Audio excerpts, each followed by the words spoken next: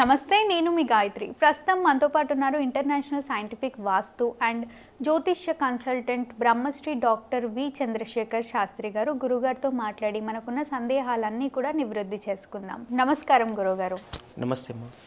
గురుగారు, మనం ఇప్పుడు తులారాశిలో ఉన్నాము. తులారాశి వారి గుణాలు, వీరి బలాలు, బలహీనతలు ఏంటి? వీరి లైఫ్లో సక్సెస్ రావాలి అంటే ఎలాంటి పరిహారం చెప్తారు మీరు? శ్రీ గురుభ్యో నమః, శ్రీ మాత్రేయ నమః.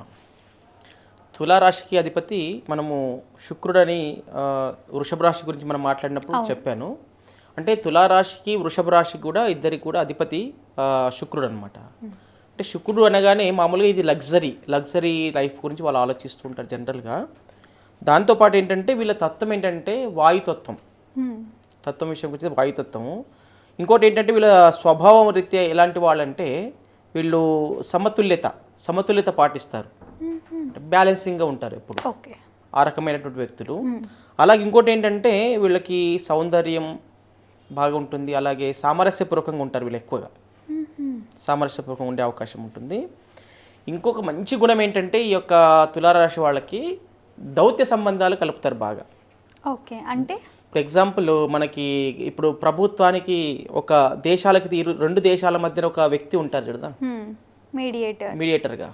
ఇప్పుడు మన కేంద్ర ప్రభుత్వంలో జయశంకర్ గారు ఎవరు ఉన్నారు అంటే ఆ దేశానికి ఈ దేశానికి సంధానకర్తగా ఉండి ఈ దేశం విషయాలు అక్కడ మాట్లాడడానికి వెళ్తుంటారు వాళ్ళు. అంటే ఈ దేశం యొక్క ఉన్నతి గురించి, ఈ దేశంలోకి ఏదైనా పెట్టుబడుల గురించి, వీటి గురించి అండర్స్టాండింగ్ గురించి మాట్లాడడానికి వెళ్తుంటారు. అంటే ఈ తులారాశి వాళ్లకు అలాంటి యొక్క వ్యక్తిత్వం ఉంటుంది. ఇప్పుడు ఇంకొకటి ఏంటంటే చిన్న చిన్న పంచాయతీల దంపని కూడా పనికొస్తారు ఊర్లలో వెళ్ళి. ఎలా అంటే ఇప్పుడు ఈ కుటుంబ గొడవలు అయితే కదా, ఒక కుటుంబానికి ఇంకో కుటుంబానికి గొడవలు అయినప్పుడు ఈ తులారాశి వాళ్ళు ఏంటంటే మధ్యవర్తిత్వం వహించి వాళ్ళ దగ్గరికి వెళ్ళి వాళ్ళకి సర్ది చెప్పేస్తారనమాట. ఇలాంటి వ్యక్తులు వీళ్ళు తులారాశి వాళ్ళకి ఇలాంటి లక్షణాలు స్వభావం ఉంటుంది అనమాట జనరల్గా. దాన్ని దౌత్య సంబంధం అంటారు.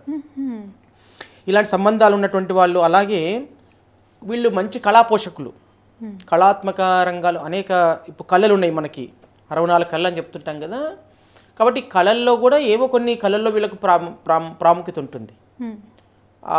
ఏదో ఒక ఇప్పుడు మ్యూజిక్ కానీ, డ్యాన్స్ కానీ, ఇట్లాంటి రకరకాల కళలు ఉన్నాయి కదా, వాటిలో ఏదో ఒక ప్రాధాన్యత ఉంటుంది. నేర్చుకోవాలని తప్పన కూడా ఉంటుంది. అంటే జాతకరీత్యా వాళ్ళకి అంటే రాశికి ఉండేటువంటి లక్షణాలు మాత్రం చెప్తున్నాను. ఇంటర్నల్గా మళ్ళీ వాళ్ళ జాతక పరిశీలనకి వెళ్ళినప్పుడు కొన్ని ఉండకపోవచ్చు కొంతమందికి. కాబట్టి జాతక ప్రకారంగా ఈ రాశి ప్రకారంగా ఉన్నటువంటి స్వభావాలు, సాధారణ స్వభావాలు మాత్రం ఇవన్నమాట. ఇంకోటి ఏంటంటే వీళ్ళు నిర్ణయాలు తీసుకోవడంలో బాగా చేస్తుంటారు. అంటే బాగా ఆలస్యం చేస్తుంటారు. ఏదన్నా త్వరగా, ఇప్పుడు నేను మేషరాశి వాళ్ళ గురించి చెప్పాను, వెంటనే స్పాట్ నిర్ణయాలు తీసుకుంటారు వాళ్ళు. ఇప్పుడు మాట్లాడినామంటే ఇప్పుడే అయిపోవాలి ఇంకా పని. అందుకే వాళ్ళు రియల్ ఎస్టేట్లో బాగా ఉన్నతంగా రాణిస్తారని చెప్పాను కదా.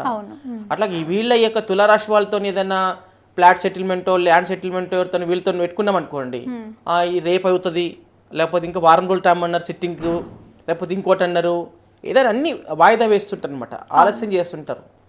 ఇలాంటి స్వభావం వీళ్ళలో ఉంటుందని చెప్పేసి మనకు రాశి ప్రకారం తెలుస్తుంది. అంటే ఏ నిర్ణయం తీసుకున్నా స్పాట్ నిర్ణయాలు ఉండేవి వీళ్ళకి. కొంచెం నెమ్మదిగా ఆలోచన చేసి శాంతంగా ఉండి, ఇప్పుడు తక్కడ ఉంటుంది, దీని తులా అంటే తక్కడ అనమాట. ఇటు గాలికి తిరుగుతూ ఉంటుంది కదా రెండు వైపులా, అలాగా జోకాలా వద్దా అనుకుంటా అలా ఉంటాయి వీళ్ళ వ్యవహారం అంతా. కాబట్టి వీళ్ళు చాలా ఆలస్యం చేస్తుంటారు. ఇతరుల యొక్క అభిప్రాయాలు మాత్రం బాగా ఇంపార్టెన్స్ ఇస్తారు. ఎవరైనా చెప్పారంటే దాన్ని వాళ్ళు ఇంపార్టెన్స్ ఇచ్చి కేర్ తీసుకుంటారు. అంటే వాళ్ళు చెప్పింది అట్లా ఒక చెవున విని ఇంకో చెవున వదిలిపెట్టే వాళ్ళు కారణం. అలాంటి మంచి స్వభావం కూడా వీళ్ళకు ఉంటుందన్నమాట. అది దాంతోపాటు ఏంటంటే వీళ్ళ ప్రధాన లక్షణం ఏంటంటే సమతుల్యత పాటిస్తారని మీకు ఫస్ట్ పాయింట్ చెప్పాను.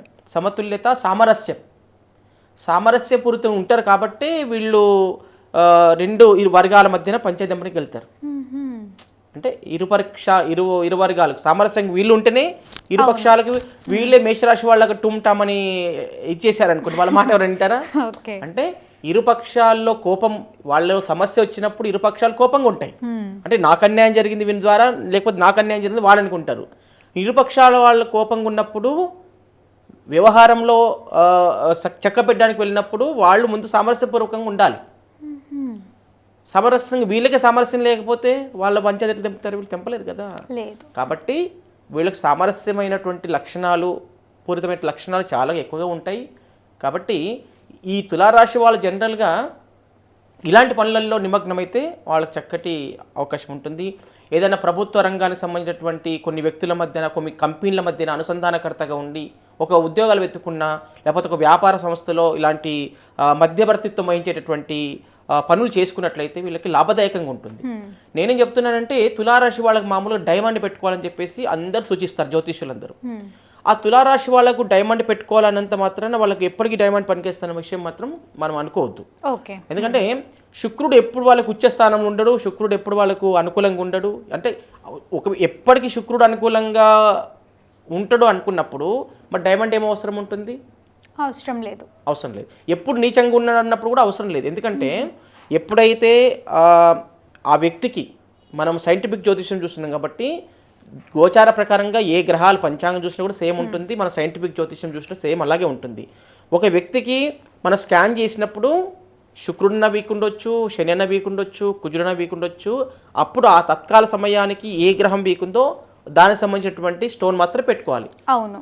చాలామంది జ్యోతిష్యులు తప్పు చేస్తున్న విషయం ఏంటంటే మీరు తులారాశి కదా, మీరు వృషభ రాశి కదా, మీరు డైమండ్ పెట్టుకోండి లైఫ్ టైము అని చెప్తున్నారు. లేకపోతే మీకు ఇంతకాలం పాటు మీకు దశ 20 సంవత్సరాలు మీకు ఈ యొక్క శుక్రమహాదశ నడుస్తుంది, మీ డైమండ్ పెట్టుకోండి అంటారు. వాళ్ళు 20 సంవత్సరాలు పెట్టుకుంటారు. దాంట్లో వాళ్ళకు ఒక్కొక్కసారి శుక్రుడు అనుకూలంగా లేనప్పుడేమో పాజిటివ్ రిజల్ట్స్ వస్తాయి, కుజుడు అనుకూలంగా ఉన్నప్పుడు కూడా నెగిటివ్ రిజల్ట్స్ వచ్చే అవకాశం ఉంటుంది.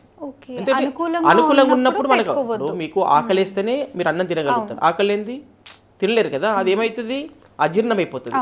అలాగే మనకు ఎనర్జీ ఉన్నప్పుడు ఎనర్జీ అక్కర్లేదు. ఎనర్జీ లేనటువంటి గ్రహం ఏదైతే ఉందో మనకు దోషపూరితమైన ఎనర్జీ అంటే ఏంటిది? అక్కడ ఏ గ్రహం అయితే మనకి ఎనర్జీ అంటే దోషం లేదో అది అక్కర్లేదు, ఏది దోషం ఉందో అది అవసరం. కాబట్టి నేను చెప్పేది ఏంటంటే సైంటిఫిక్ ఆరాస్కాన్తో చెక్ చేసి మీ ఆరాకు సెట్ అయ్యేటటువంటి నిజంగా శుక్రగ్రహ దోషం ఉంటే మీకు డైమండ్ మీకు అది సెట్ అవుతుందా లేదా ప్రాక్టికల్గా ఆ సెట్ అవుతుందంటే మీరు ధరించవచ్చు. నేను నిన్ననే మొన్న ఒక క్లయింట్ వచ్చారు నాకు ఆఫీస్కి. వచ్చినప్పుడు నేను బోడుపల్లి నుంచి వచ్చారు, అయితే పిర్జాగూడ నుంచి. ఆ క్లయింట్ ఏంటంటే ఈ ఇయర్ రింగ్స్కి డైమండ్స్ ఉన్నాయి. డైమండ్ ప్రభావం ఎలా ఉంటుందంటే మామూలుగా ఒక గ్రహ దోషం ఉంది అంటే ఆ స్టోన్ వేలుకు ధరిస్తే పనిచేస్తుంది.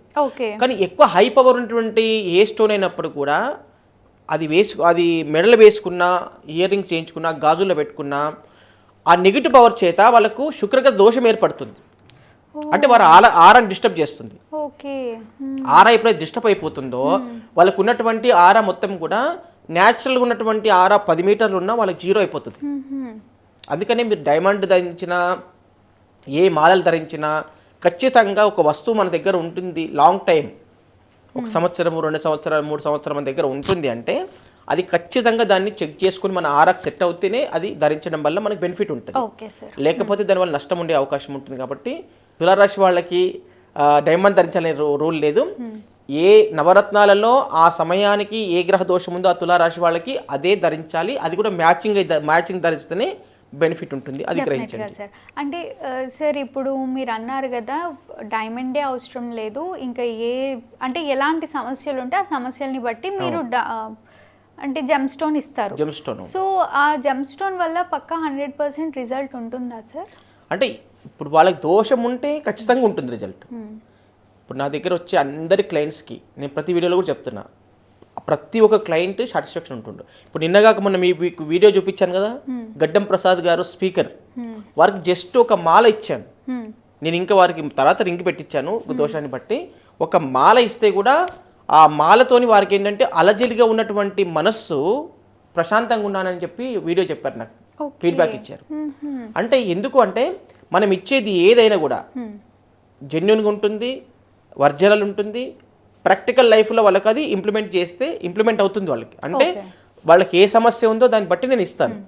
అది మాల్ ఇచ్చినా, లేకపోతే బ్రాస్లెట్ ఇచ్చినా, లేకపోతే ఇంకోటి ఇచ్చినా, స్టోన్ ఇచ్చినా, ఒక యంత్రం ఇచ్చినా, పర్పస్ ఏంటంటే వాళ్ళకి చెక్ చేసి ఇస్తాం మనం.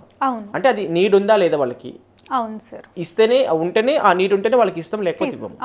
కాబట్టి వాళ్ళు ప్రపంచంలో ఏ మూలన ఉండని ఇక్కడ నుంచే జ్యోతిష్యం చూస్తాము, వాస్తు చూస్తాము, రెమెడీస్ కూడా ఇస్తాం. నిన్న ఒక క్లయింట్ అమెరికా నుంచి కాల్ అమెరికా చేశారు నుంచి కాల్ చేసి కాల్ చేశాను వాళ్ళకి ఇప్పుడు రెమెడీ పంపిస్తున్నాను నేను వాళ్ళకి రింగ్స్ పంపిస్తున్నాను వాస్తు రెమెడీస్ పంపిస్తున్నాను అంటే ఆన్లైన్లో చూసి వాళ్ళకి ప్రాపర్గా ఎక్కడ ప్రాబ్లం ఉందో అని చెక్ చేసి కూడా పెట్టేస్తున్నాను. ఓకే, డెఫినెట్గా సార్, థ్యాంక్ యూ. చూసారు కదా, మా వీడియో మీకు తప్పకుండా నచ్చిందని అనుకుంటున్నాను. అలా అయితే లైక్ చేయండి, షేర్ చేయండి. మరిన్ని ఇలాంటి ఇంట్రెస్టింగ్ వీడియోస్ కోసం మా ఛానల్ని సబ్స్క్రైబ్ చేసుకోండి. మీరు ఎవరైనా అవుట్ ఆఫ్ కంట్రీలో ఉన్నా లేదా హైదరాబాద్లో ఉన్నా సార్ని కలవాలి, మీకున్న ప్రాబ్లమ్స్ తెలుసుకోవాలి లేదా సార్ ద్వారా సాల్వ్ చేసుకోవాలి అనుకుంటే వీడియోలో స్క్రోల్ అవుతున్న నెంబర్ని తప్పకుండా కాంటాక్ట్ అవ్వచ్చు. ధన్యవాదాలు.